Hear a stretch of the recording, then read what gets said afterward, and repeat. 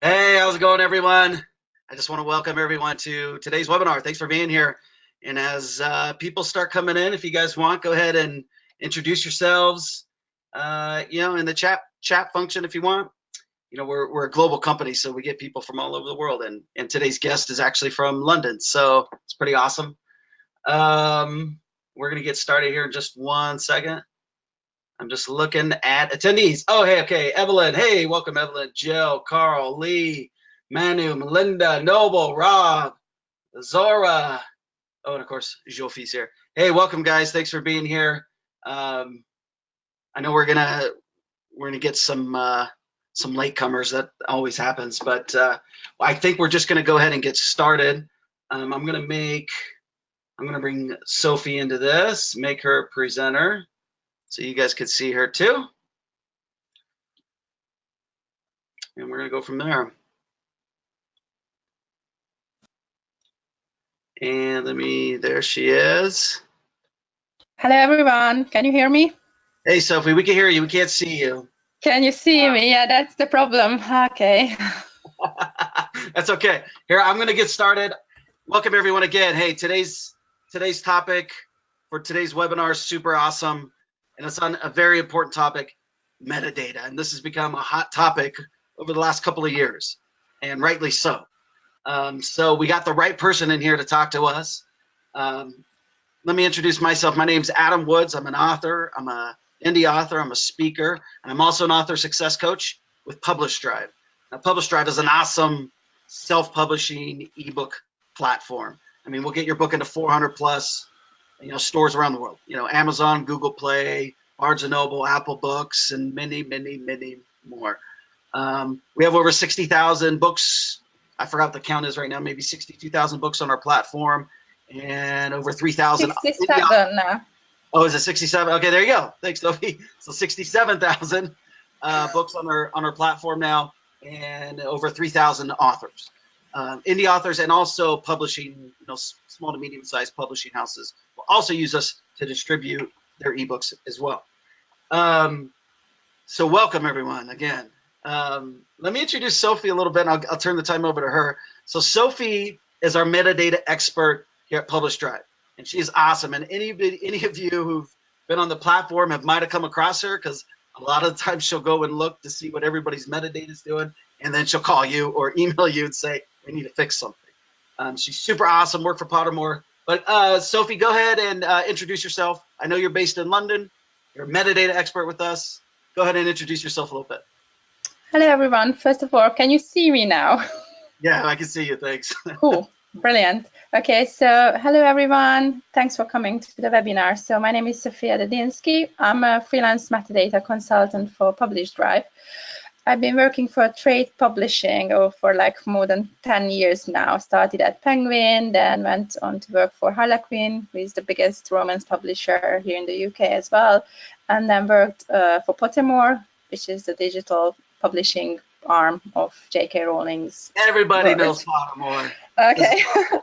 And currently I'm working for Koto, who's a publisher mostly for illustrated books. And yeah, I'm also helping out at Publish Drive, which is a very awesome job, because self-published authors are really, really keen to get things right. So it's really refreshing for me to see how, keen and good people, basically how knowledgeable people are also in metadata. But I hope I can help today to, learn a bit more. No, awesome. You know what? Let's dive into this, and let's get started kind of with the basics. I know we go with this hot term now, metadata. So why don't you explain to us what the heck is metadata? Okay, so can you see the slides? Yeah, we can see them. Cool, brilliant. So what is metadata?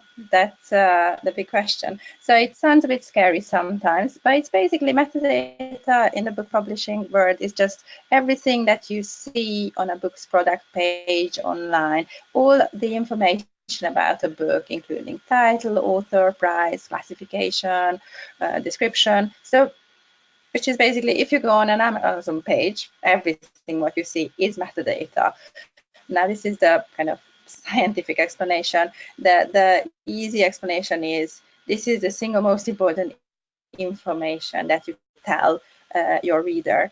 And the other thing I like to say is metadata is the same as a friendly bookseller. So you go to a tiny little bookshop and you ask the bookseller, can you recommend me something, because I like, I like Girl on the Train, I like this book or that. And then the friendly bookseller will recommend you something so you can discover new books. So metadata does exactly the same thing in the online world. And also, if you basically, sorry, metadata is just all the information behind the book, and it's what makes finding your book possible when we go in today and go search for our books, basically. Yes, it's a very important. Yes, basically, there is a very important distinction between finding a book and discovering a book. So if you go to a bookshop and you know that you want to buy Girl on the Train, it's easy. That's the easiest thing ever. But if you just, you know that you would like to have a thriller or a romance with some, nice office romance or whatever, it's a bit more difficult for the bookseller and for you to find that book. And this is where metadata comes in.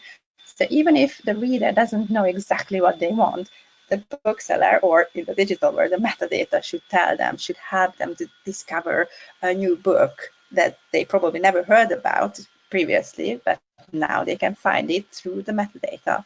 Perfect. That's great definition. Thanks. And so we all know, we all know why it's important, because our books aren't going to get found if we don't put in the correct metadata. Yes, and the same way as you think about a very good bookseller or a very good sales rep, it should be not so metadata as well should be knowledgeable. It should know everything about your book. Just think about the situation where a sales rep go out to Barnes and Noble trying to sell your book, and he's like, I don't know what this book is about. It's a fiction. I don't know when it's publishing. Is it for children or adults? I don't know. So just think about it. So metadata should know everything about your book, the same way as a sales rep. When you send out a sales rep to sell your book, metadata is your sales rep in the digital world. Real quick, a couple housekeeping items that I forgot to mention. So we'll have a question and answer. Sorry, Zsofia. So we'll have a question and answer at the end. But if you do have any questions, go ahead and use the chat feature to ask them. And we'll try to get to them as they come up. If there's just a pressing question that you're dying to know, especially if it's on a certain topic, so I can check in to see if there's any questions. So go ahead and do that. But we will have you'll have a chance to add. We'll do a live question and answer as well as we go through all of this.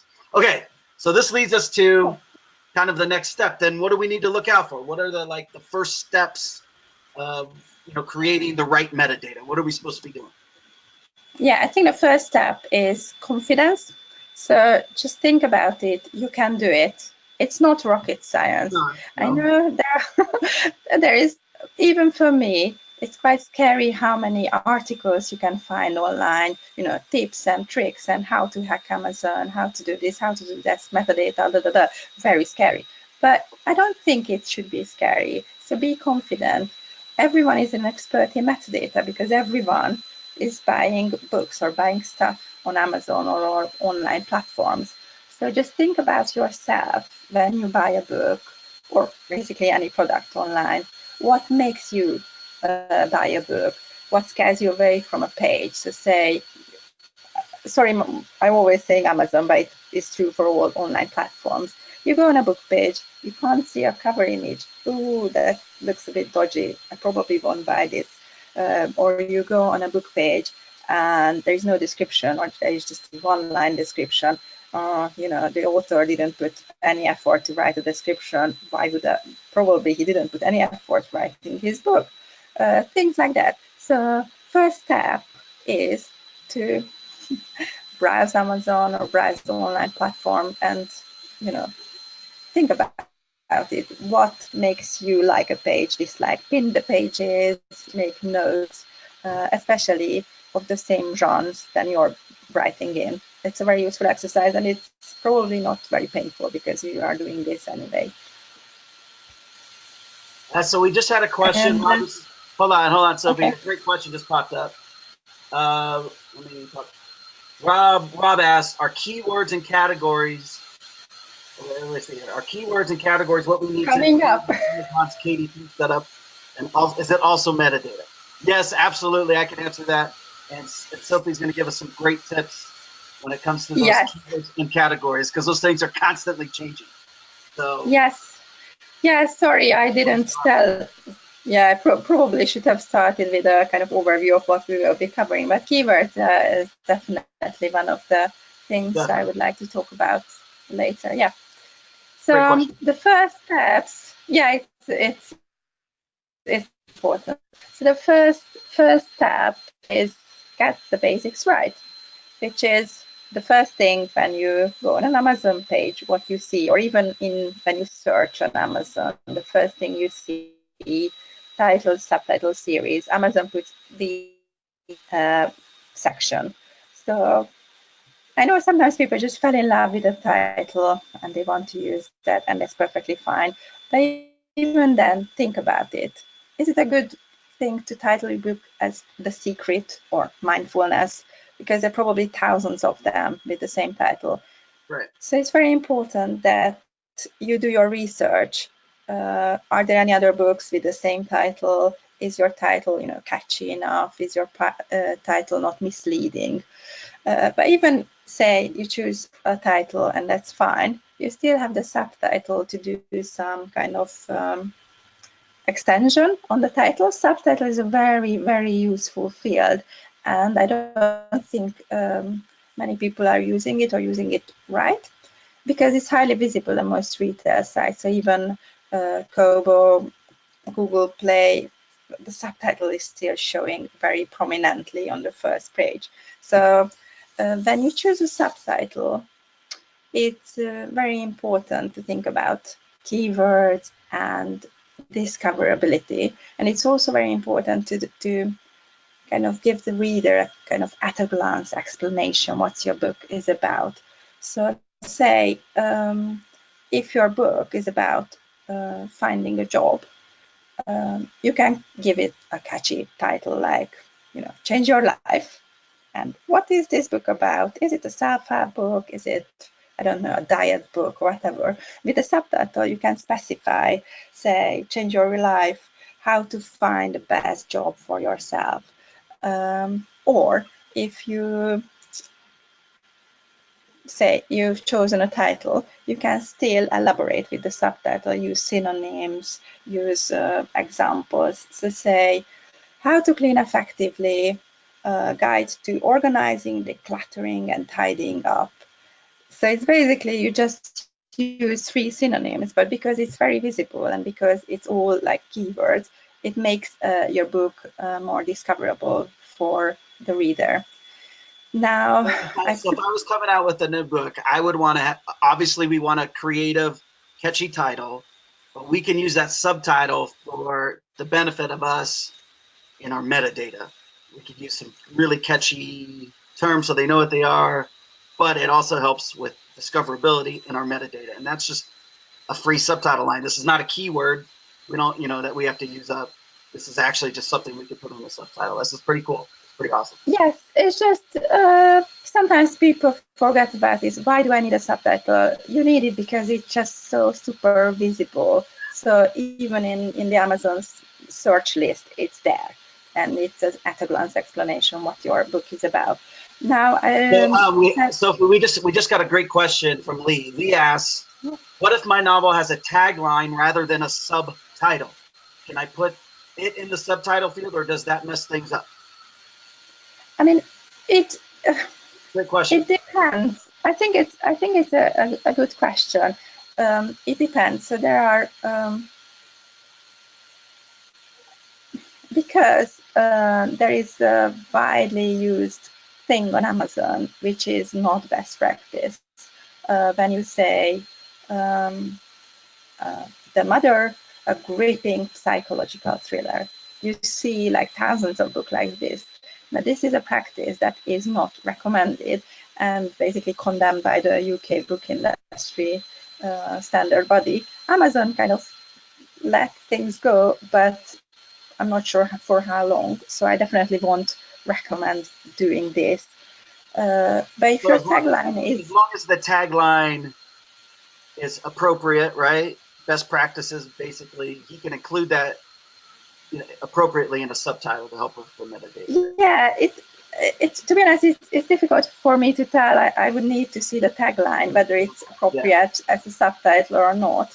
because we are getting to the do's and don'ts of what not to use in subtitles. So, Yes, I mean, that might answer your question even betterly. It is a great question.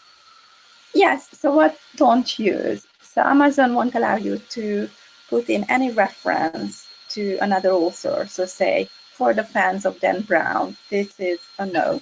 Yeah, Any you can't, you reference? can't, you can't name drop J.K. Rowling or Dan Brown or Lee Child or any other super famous author in your subtitle. That No, would be just don't. crazy.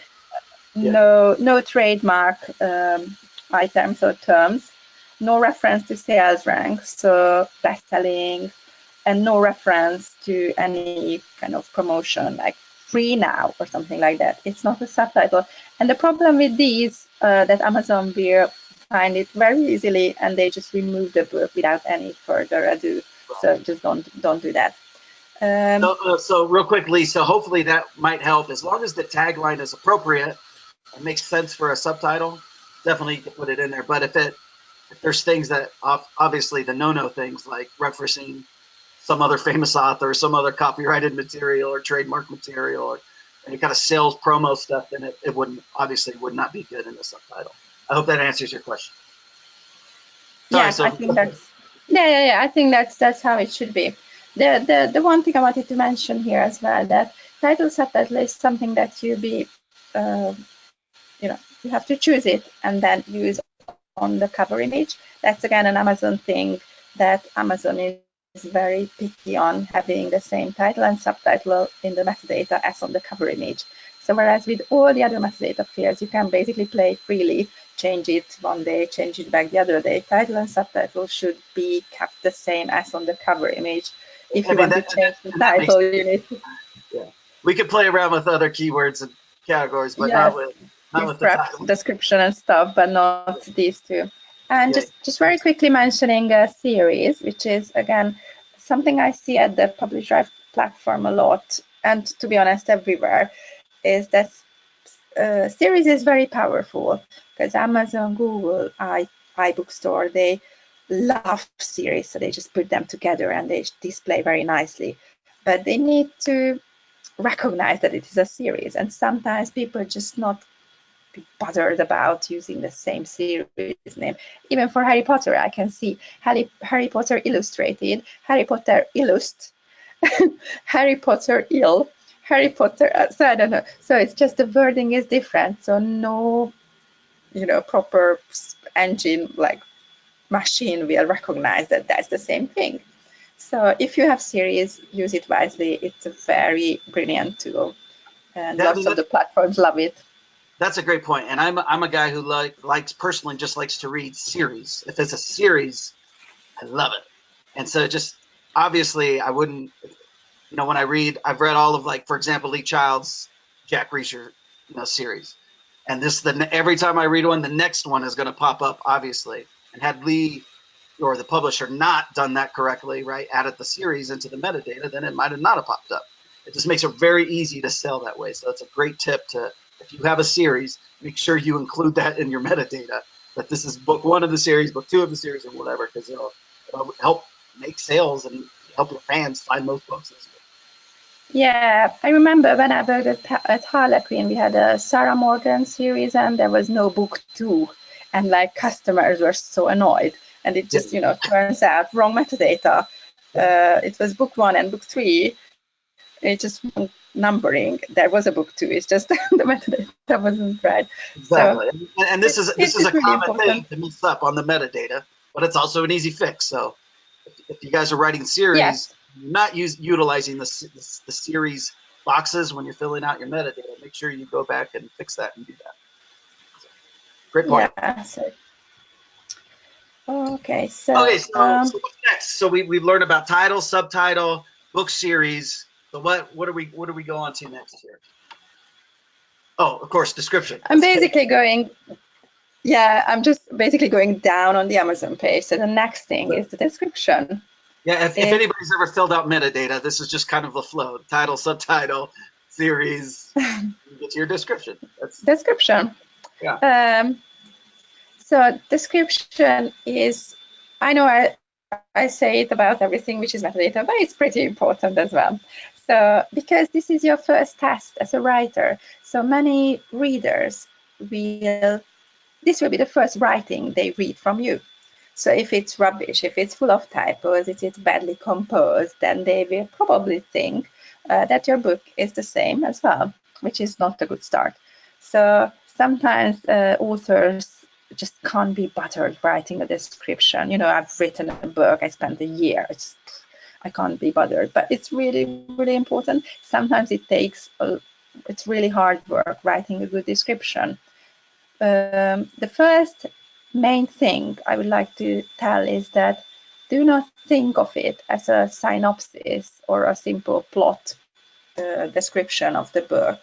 Think of it as a free Amazon or Kobo or whatever advertisement. Just think about it. If you had the opportunity in a magazine that you can publish your free advertisement and the magazine goes to millions and millions of people, you wouldn't just drop in a one-line description. You would nicely format it, you would make it catchy, you would try to sell your product basically. The first step here, the same as everywhere, do your research. What makes you buy a book? What are the descriptions that stand out for you? So if you browse on an Amazon page, why would you think that this book might be interesting or this sounds rubbish? So step. There are kind of different rules for fiction and non-fiction, because in non-fiction books, it's very important that you kind of emphasize why are you an expert on this topic or why this book and not the other, whereas in fiction, you're still focusing on the plot and other, the actual storyline. But still, I have a kind of formula which I think can be used for both fiction and non-fiction. So the first thing, so as you see, the synopsis is just. Sorry, Sophie, let me interrupt you. By the way, we're going to email this slideshow also to everyone as well. So you guys will all have this email to you as well, just so you know. Okay, thanks. Sorry, go ahead. Yes, so I hope you can read it anyway. So as you see, the synopsis is just a tiny bit of the whole thing. You really need to sell. You really need to compose your advertisement, which is otherwise known as description. So you should start with a tagline. What is your key conflict in the book? What is the key? And this is, what someone asked. So this is where you put a tagline, hopefully nicely formatted with bold. So see, this is something I read yesterday. So a good example, tagline. He's your perfect date. You are his next victim. I think that's great. So something catchy like this, something intriguing, something like you would put on a movie poster. Then comes the synopsis. Please keep it short. Don't try to summarize everything. Just today I was doing some stuff for Publish Drive, and I just read so lengthy, boring descriptions. And she says, I just can't be bothered to read this long thing. So here, please focus on the main storyline and characters. I know you spent a year or even more writing a book. You have a very fun character who is the friend of the main character, and he's so fun. And so just leave that out, please. Just focus on the main thing here. Again, don't spoil the story. The reader will buy it and then read it. Then the third part of a good description is what's called in trade publishing like sales point. So kind of clarify why should the customer buy this book and not another. What is the value of this book? Especially very good if you emphasize what the genre your book is, because sometimes I read the description and I think it's a romance, and then it turns out it's erotica, or say sometimes the synopsis sounds like a thriller, but it turns out it's a romance. But I never know. So it's very useful to kind of summarize in a one-liner that this is a young adult vampire romance book or something like that, so that there is no confusion around this. So I got a And question then, for you. Hold on, quick yeah, question. So would it be appropriate in the description then, unlike in a subtitle, would it be appropriate in a description to say this, if you like Dan Brown's Da Vinci yeah, Code, would that work? yeah. So this is a place where you can put all these references in there. Okay. So it's perfect for the fans of Dan Brown. If you like Bird on the Train, you will like this one. So this kind of a thing, this is the place where it is allowed. And also later on, if your book is published and you get like glowing reviews, you should also put some of the best reviews either before the tagline, so just to start the whole thing with it, or here as a sales point. So it's very important to try to look Goodreads and Amazon reviews and just write out the nice quotes. And then the last part, if it's part of a series or if you have other books that was probably very popular, put the reference here. And it's very good that you publish a book and then the reader likes it, and then he knows at the same time that, oh, you have another book, so he will check that out as well. Yeah, So that's a use great point. Yeah, great, so great, great use point. it. Yeah, as I said, advertisement. So think about it as an advertisement. How This can you? reminds me of so I as just as an author and a speaker, but as an author success coach, I talk to other authors all the time. And I ask them what do they write, and they always give me these super long synopsis of their book, and they're just like way too long, It's always like, like that. And so I had felt this need to, so I created this video on elevator pitches, and I have a sales and marketing background before, I went into publishing, but and I've dealt with elevator pitches my whole life, but the description could be very similar to that elevator pitch, but because basically all an elevator pitch is, it's like a quick synopsis, but it has a hook, and it just gives the person enough to keep them interested, right? To either to remember to go look up the book or to ask more questions. Really, it's just kind of that hook to get them to open or to ask questions. And in this case, the description is just that advertisement, to build credibility in yourself and just to give the reader wanting more. So just a side note, if anybody is interested in elevator pitches, if you go to Publish Drive's YouTube channel, I did a video on that. It's some good tips for that if you guys are interested in that. Just go look up Publish Drive's YouTube page, and you'll find kind of 3 elements to elevator pitches. And then just something else real quick, an author that uses our platform, and he's also an influencer. His name's Dale Roberts. He has a YouTube channel as well. He just reviewed Publish Drive, by the way, because he uses us. But Dale is actually going to do a guest blog post for us on how to write a captivating description. So next week, if you guys look at our blog, that's just another topic you can go. And Dale's he's a really sharp guy. He's got like 50 books. I mean, he's a pretty amazing guy. And so he's a big influencer, at least in the publishing world, of just kind of sharing and teaching. So check him out as well. And look for that blog post next week. Sorry, Shelby. Okay, so where do we go from here? So we talked about title, subtitle, series. We talk about a good, captivating description. Are we going to bicep codes? Is that the next thing? Yes, we are. Just one thing, because while you were talking about elevator pitch, it occurred to me just to say, many people find it very difficult. So it's okay if you feel it's a difficult thing, because it is. But the good thing about it, that this is a place where you can experiment. So say you publish your book, you publish a description, it's not that good. You can change it next day, especially, with Publish Drive, it's easy, but there are many publishing platforms where it's very easy to just change and play around. So also, you have beta readers. They'd probably be happy to read your description and, comment on it, or your, it's, you need to accept that writing this good description takes time, and it's probably you won't nail it at the first time, but then you can change it and it gets better and better, so it's okay. Well, that's the great thing. You just keep practicing and they'll get better. Yeah. So the good thing is it's the metadata in the online world. The good thing is that it's not like it's printed on the back of the book and then you can't change it. You can change it, so that's good. So, okay, let's go into BISEC classification. Okay, so what the heck are BISEC codes, and how do we choose the best?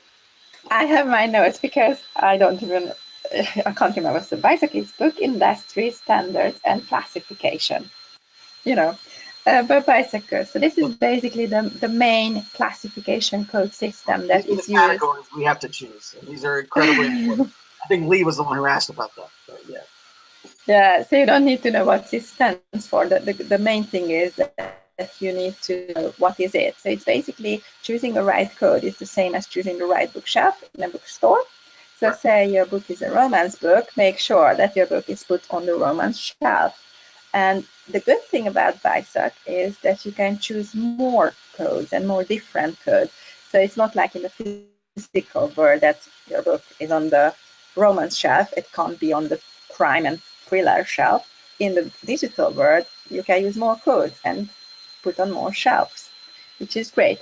So I suppose people are mostly familiar with the structure, but just very quickly I try to go into the BISG website, which is the Book Industry Study Group.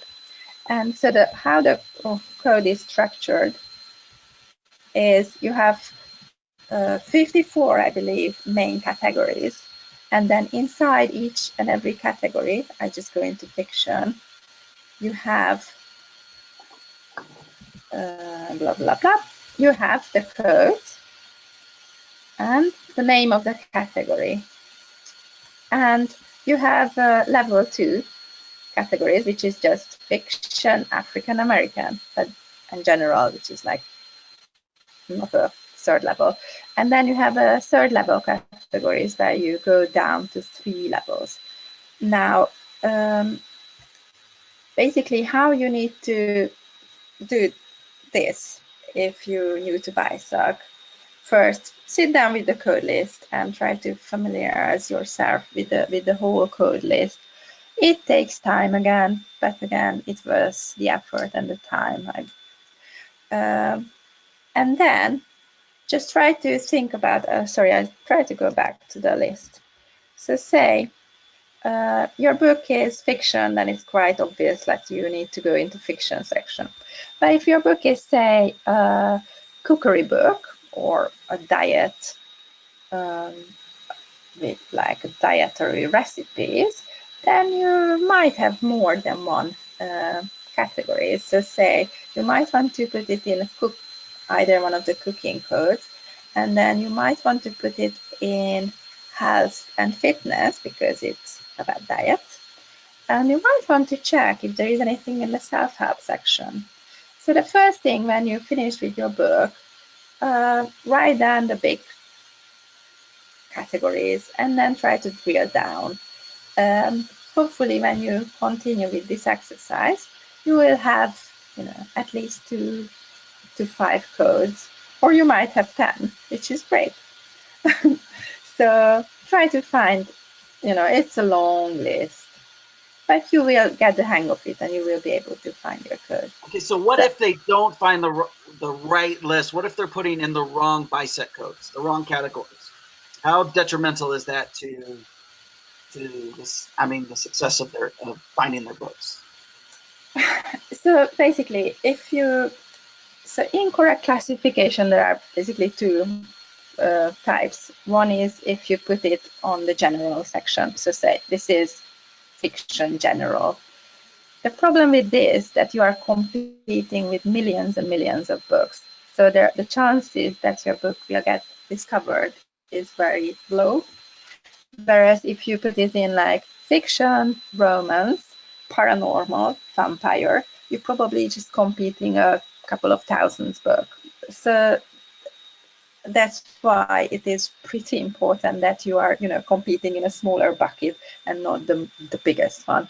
Also, another type of incorrect classification, if you completely put something wrong. So like your book is fiction and you put it in a, self-help section. The problem with this is, again, the reader you would like to find, you would never be able to find like that. And also, if someone buys your book, it probably will get very, annoyed by the fact that it was classified as self-help, whereas it's a fiction. So you probably give you, 1-star reviews, or they will be just generally not happy about this. So I have some basic rules for the BISAC classification, which I think is, if you follow them, it will be perfect. So the rule 1 is ensure that the first category is the primary subject. This is important because some platforms will just pick the first code, which is very annoying, but that's true. So ensure that if your book is mainly romance, put it on the romance primary category, and if it has some suspense or thriller or crime element, use that as a second code. Use the most granular code. This is rule 2, which is my biggest, pet horse.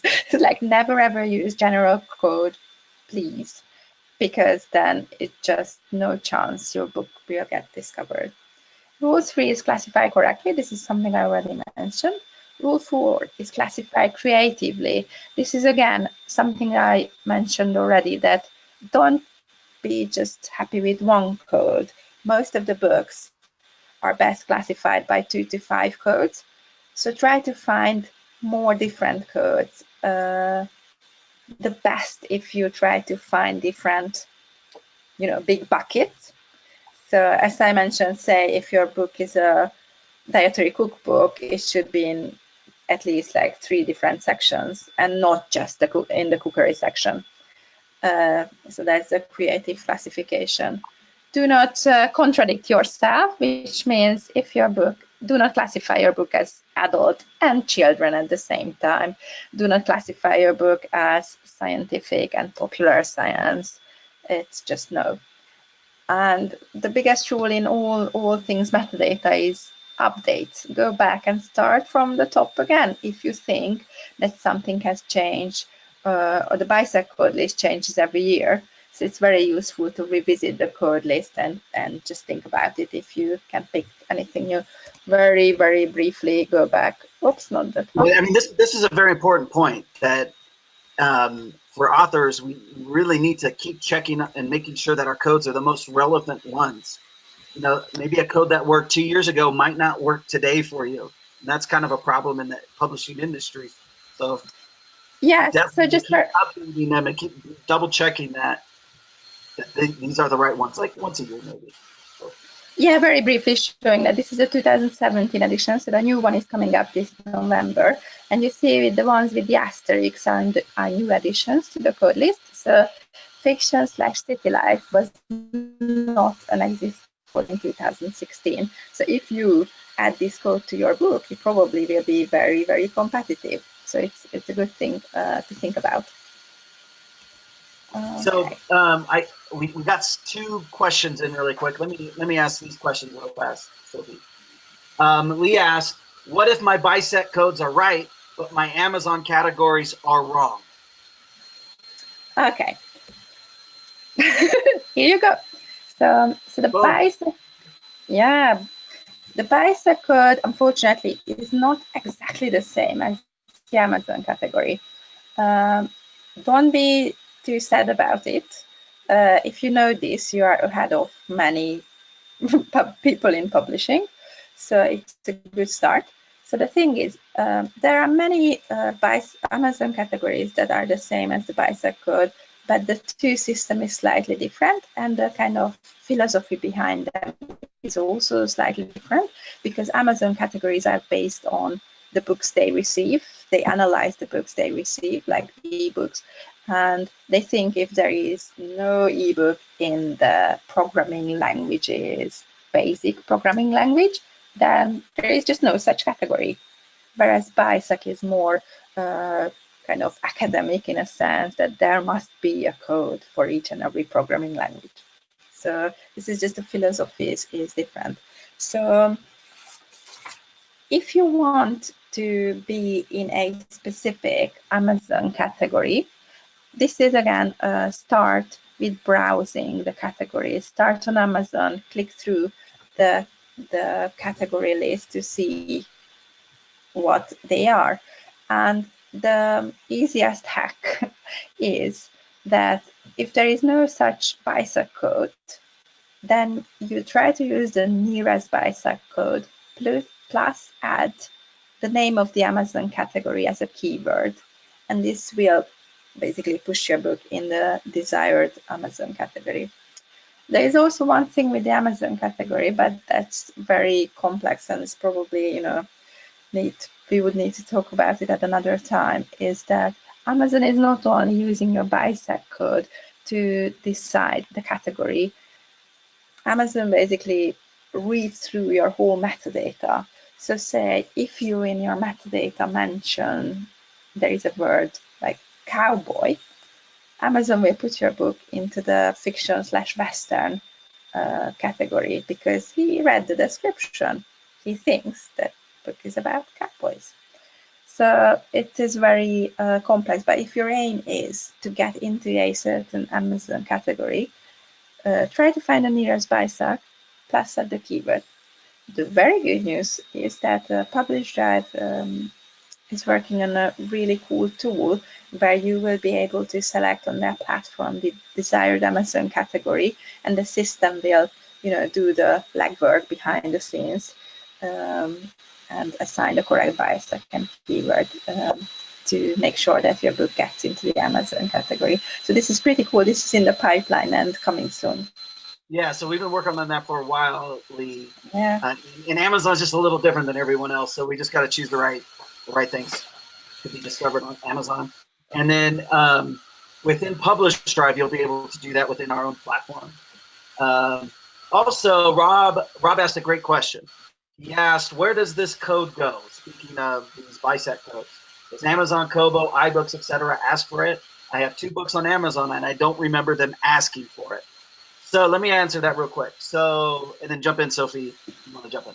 So if you go directly to those stores, there should be a field when you're filling those out.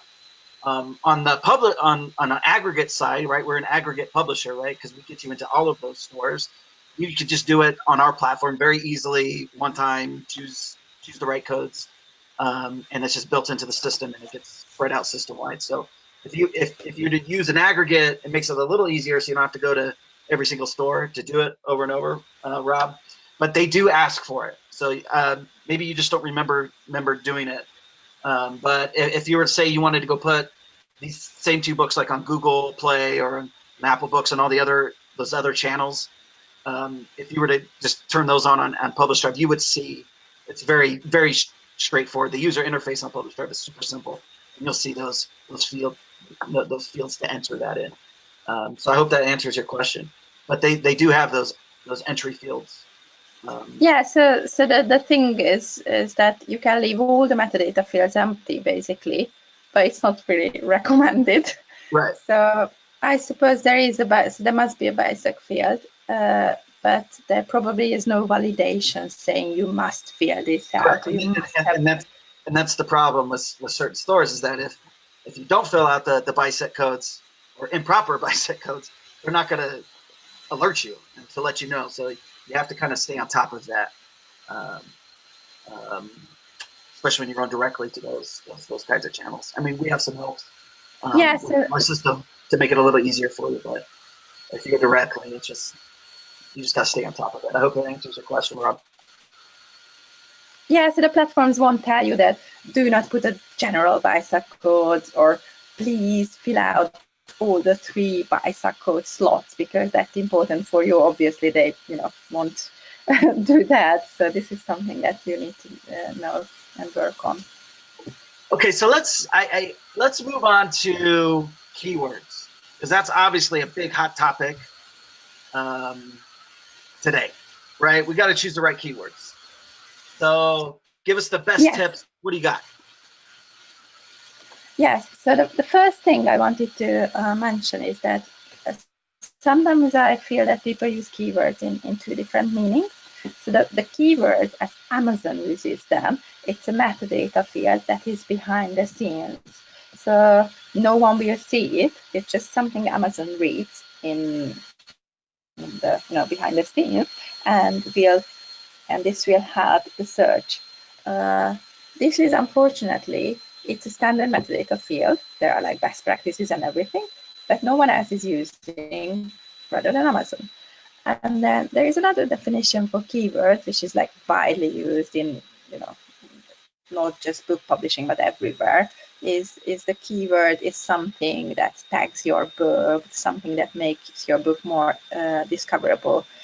Now, if we think of keywords like this, the keywords is something that we can use in each and every platform, but then it will be visible. So that's the only problem. Whereas on Amazon, we can put some, silly things as keywords. When we publishing on Kobo or Google, we need to think about it, how to hide these keywords or tags into description or title field. So that's just to clear out this. So how to find the best keywords? So there are lots of softwares, tools, tips and tricks, hacks, research, everything online. If you have time to read that, and if you have money to pay for it, then probably that's the best solution for you. What I think is the good old brainstorming is a pretty good start. Again, I'm sorry, I'm just saying the same thing all over again. Think as a reader, how would you search for a title? For example, I'm searching for books for my kids, and I'm writing in something very silly like good books for 5-year-olds, which is, nonsense. And, how to deal with my fussy kid or something like that, super silly. No one will ever put this in the book description. So when you think about your book, just think about it. How would you search for it, or how would you like readers to search for it? And also, a good keyword is something that is not obviously in the title or in the description. So like, for example, Cry Novel new releases. It's a new release that people are searching for it all the time. Or something that I would like to learn quilting at a beginner level. Or I would like to read an office romance, or I would like to read a chick lit. Probably it's not something you would put in the description. So these are kind of good keywords to start with. So when you sit down and brainstorm, have paper and pen or Excel spreadsheet or whatever, and start writing down all the words, phrases you think with something that a reader will search for and is relevant for your book. It can be very silly or not very silly. If you don't publish on Amazon, unfortunately, these keywords need to be somehow incorporated in your description. If you publish on Amazon, you are lucky because you have, I think, 7 keyword slots to populate with these keywords. Now, the first very important thing is they are not words, they are phrases that you can use on Amazon. So sometimes when I evaluate or analyzing the published metadata, I see keywords like Japanese, garden, design. No, now this one is using up 3 keyword slots. It's too valuable. Don't do that. You can put key phrase Japanese garden, and then you can put another keyword like a step-by-step guide for beginners. And this is still one keyword. And Amazon is clever enough to combine all these phrases. So if you Japanese garden design, step-by-step guide for beginners, if someone is searching for Japanese garden for beginners, Amazon will know that if they combine your keywords together, this will add the search phrase. So Amazon is pretty clever and like this. So because these keyword slots are so precious, do not use words that you already used in your title field or description. It's a waste of space. It's waste of your very precious keyword slots. This is a really good point because most authors don't know that if you've already used those words, then somewhere in the title, in the description, you could use better or different keywords to help you. So don't waste that precious space. Yeah, and also classification. So today I was analyzing the metadata and I saw a keyword like keywords romance, was it romance, erotica, romantic comedy, and these are all BISAC categories. Just don't use your keyword slots for this. Use the BISAC code. So the second tip is brainstorming, and the thing I mentioned here, spoilers are welcome here, is meaning that sometimes you're writing, let's say, a thriller. You don't want to spoil the story. You don't want to put in the description that, you know, the wife is the murderer, or there is an alcoholic narrator, or something like that, which is like the main, you know, secret in the book. But in the keyword slots, because they are hidden, you can put these spoilers in, because some reader might want to search for a murderer wife. So the number 3 is variations. They don't matter. So the same way I mentioned, just don't put like romance, romancing, romantic. Don't do variations or combination of the same stuff. Amazon is clever enough to combine and figure out the variations of your keywords. Use key phrases. It's something I already mentioned. Avoid non-relevant keywords. So this is if you have a scientific book, don't put beach read in your keyword section, because obviously lots of people searching for it, but it's not relevant for your book. So no one will click to your books, and that Amazon will punish your book, because you know, the system will recognize that no one is clicking through this book when searching for something like beach read. If you have Amazon category that must have a keyword, which I mentioned previously, then unfortunately you must use your keyword slot for at least one of them.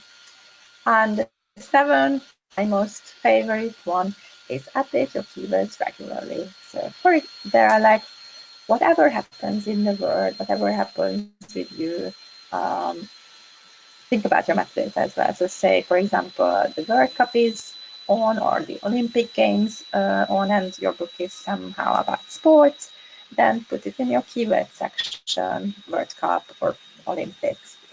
Or say, if it's a beach read, then you can put it in the keyword section before the summer starts, and things like that. So great question. A great question just popped up. Noble asked, is Amazon the only bookseller who uses keywords for reader searches? I thought I heard you say, but I just want to be sure. No, Amazon uses the hidden behind the scene keywords, whereas the other retailers, especially the big ones, they still use the keywords that are in your, like all the words that are in your, say, book description, title, subtitle, and classifications. They mostly have a browsing tree for that, but they only use the visible ones. They don't have. Yeah, great point. I mean, so Noble, everyone has keywords. So when you enter in your keywords, if you go directly store, or if you publish Drive, you just enter those in once. But Amazon also has something else that they use, and that's what we're kind of describing as well. I mean, they are the largest retailer of books in the United States, so I mean, we do focus on them. But when you enter in your keywords, those are the keywords. So everyone's going to have keywords, but Amazon does some other stuff too, trying to get you found. You know, just their whole algorithm's a little different, but for sure, everyone has got keywords. I hope that answers your question. Yeah, so on this page, basically, number 2 and 7 will be relevant if you are not publishing on Amazon. So the brainstorming exercise and the updating and thinking about seasonality is still important. If you are not publishing on Amazon, let's say on Kobo or Barnes & Noble, you still need to do the brainstorming exercise and try to put this keyword in your description or in your subtitle, and then update. Definitely update. I mean, if we learned anything today about metadata, is that we got to stay on top of it. You know, we're running short on time, so I want to give everyone just one more chance to ask any questions. Go ahead and shoot those through. And while we're waiting for those questions to come through, I just want to, you know, if you guys want, join. If you haven't yet, go ahead and join our Facebook group. You'll find a lot of good stuff that comes on there, or follow us on Twitter, Instagram, all of that kind of stuff. We also have another webinar coming up on October 24th, so don't miss that. But the one thing I did want to mention, if you would like a free metadata review, we have that option available to you. For anybody who's attended here and you have a book on Publish Drive, I mean, it's going to be a little different if you're going directly to stores, but if you have a book on Publish Drive, or putting a book on Publish Drive, or you know, go ahead and put a book up on Publish Drive, you can get a free metadata review.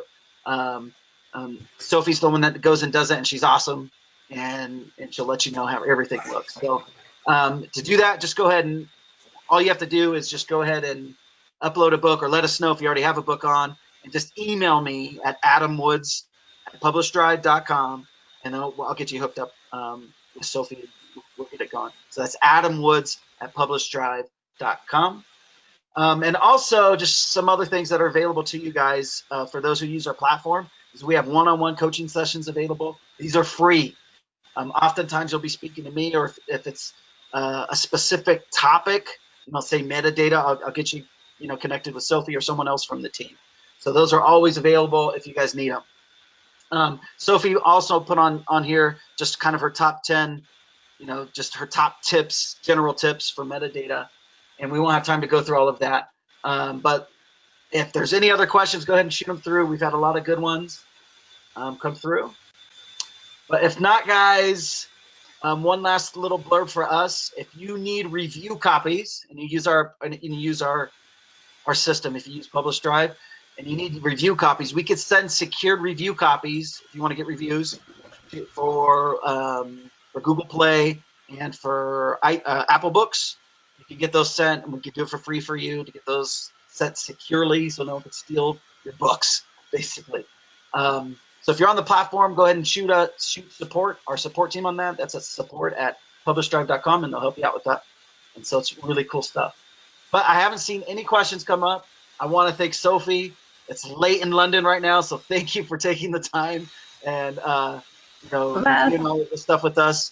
Everyone here who's attended, who's registered, will get, once the video's ready, you'll have this video for reference. We're also going to email everyone the PowerPoint slides, so you guys have that for reference as well.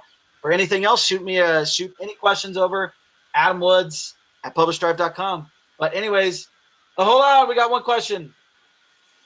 What are good keyword softwares? And that's from Zora. She's asking if there's any good software to help with keywords. Do you know of any off the top of your hand, Sophie? Well, KDP Rocket is the one that people are using. Honestly, and it's, you know, it got very good reviews, but I don't have personally too much experience with it. So that's why I'm just saying that this is one that people are using. There is a company called Cadaxis. They have a very cool blog, and they are specialized in keywords. And there's also K-Lytics. It's a guy who's mostly focusing on genres, but I think it's also something you could check out. But just saying that most of the softwares are really, I mean, they're checking the relevance on Amazon, and they're checking how many people, you know, typed in the search engine, so that's pretty good help. But you still need to do the legwork at, you know, the first step. So unfortunately, you are the one who knows the book, so you must, you know, just give pointers. Zora, real quick. Rob said he's using KDP Rocket, and it's absolutely perfect for what he needs. So there's a good blurb for KDP Rocket. Okay, that's good. As far as any other, I'm not familiar with. I don't use any of the other ones. So, but I'm glad we got a good endorsement for KDP Rocket from Rob. Anyways, guys, no more questions coming in. Thank you so much for your time. We'll email this out to all of you. Thanks again, Sophie, and everyone. Have a great day. Can I have just one last thing? Yeah. So basically, just saying, if you follow the things I mentioned here, you will be very, very good. So even if your metadata is not perfect, a fairly good metadata makes you, top of the most of the people out there. So I think it's, worth the time and effort because not many people are doing it right. Because there's a lot of bad metadata out there, as Sophie can Yeah, attest. there is. Yeah. Yes. So even if you just do it like fairly good, then it's still, You're ahead of the game for sure. pretty awesome. Yeah. Thanks, guys. Thanks, Sophie. Thank you so much for Thanks everything. very much for everyone. All right, guys. Take care, everyone.